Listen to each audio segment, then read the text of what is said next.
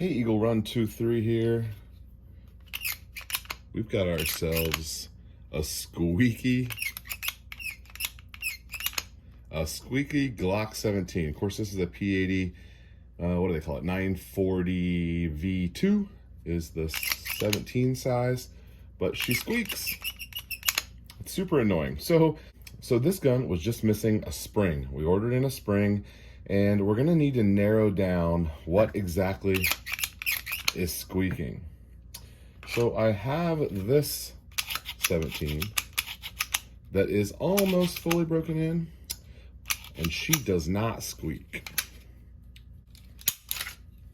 So inside of here, there's only a couple of things that have springs. Of course, there's a little spring inside here, ejector plunger, I think, and there is a spring in there, but it wouldn't squeak. There is a spring here on your firing pin that goes inside there. But this, of course, right here is the main spring culprit. So let's swap these and see if we can isolate our problem. So if I take the black one, and of course, no squeak, which means that this one is our squeaker. Putting it into the other one. Okay, we'll confirm that by putting it in here.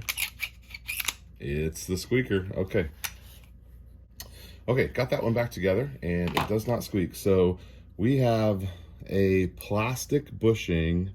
Well, the rod is plastic, and then we've got this metal sliding on the outside. So we can add some lubricant to that. And you know my favorite is Ballistol. So we're gonna hit that with some Ballistol. And I imagine that's going to take care of our problem. Okay, so it might squeak the first time. Oh, it does not squeak at all. Bam. There is our problem right there. Factory, well, aftermarket P80 trigger, and there's nothing. It's got that familiar squish, like a staple gun. All right, is this one any better? I feel like this one I put well, that's a lot firmer. And then let's see about our, see, that's way crisper. So this one has, it's got an upgraded, what do they call that? The connector that goes into the block of the housing, the trigger housing. This one has an upgraded trigger, and it's just more firm.